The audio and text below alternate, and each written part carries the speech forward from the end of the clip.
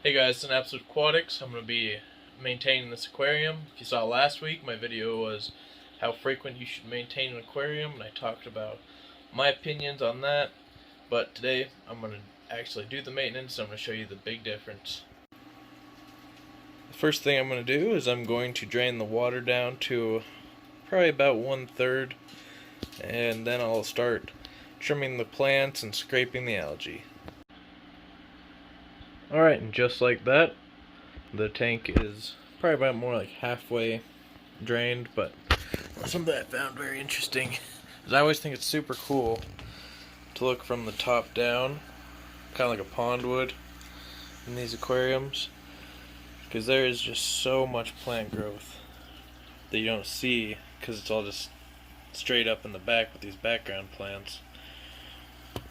But especially this, I believe, is needle leaf Ludwigia.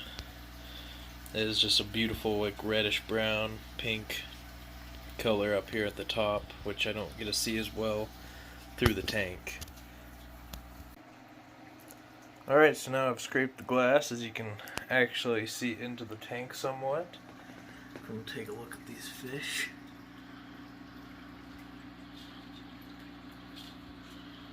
I don't know why, it's just really neat how a shallow tank would look, even though, like, obviously I'd rather have a regular tank.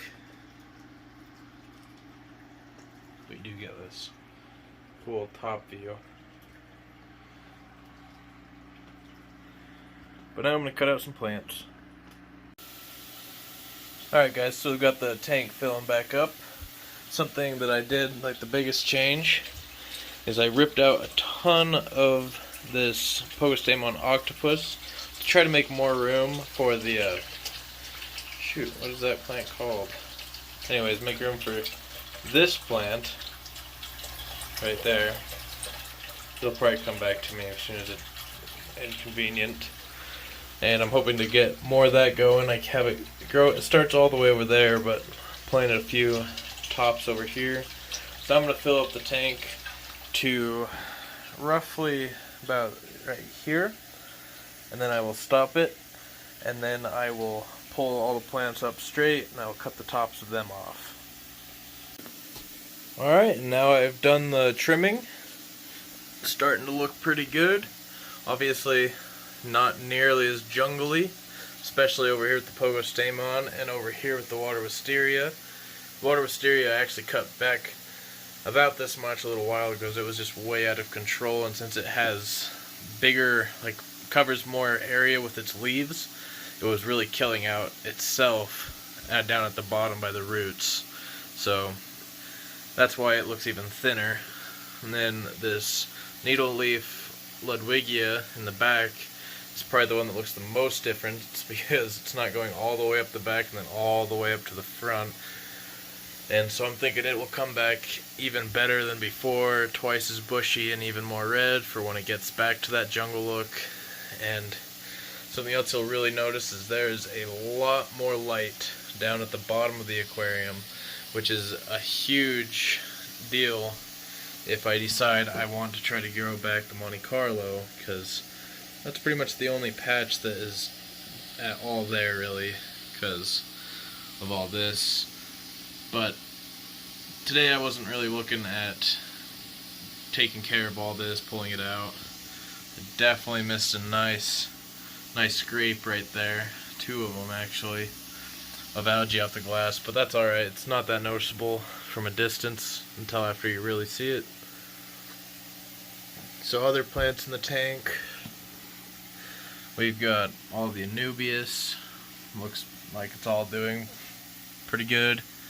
We got this Java Fern Windelov, which has bounced back a lot, actually. Hopefully I don't kill it with all the extra light that I've just added.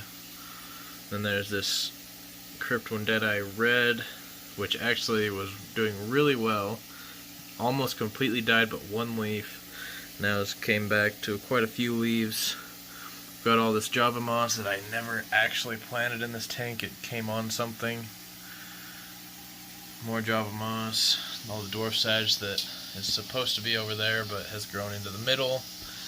There's some more crypt one deadeye in the back that's supposed to be green, but some of them are actually looking pretty red, like this front one in the front.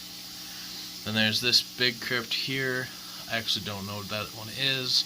It's pretty cool.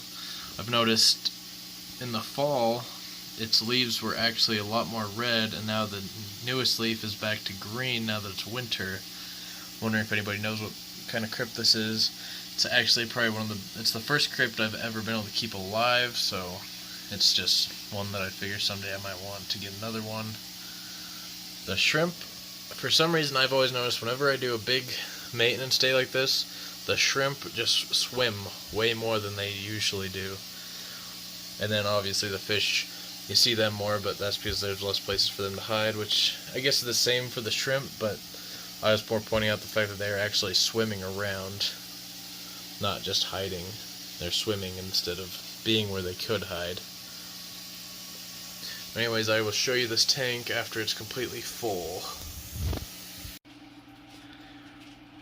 Alright guys, so that is my aquarium maintained. The water's still a little cloudy, but that's because I definitely did a bunch of ripping up when I made some space for my...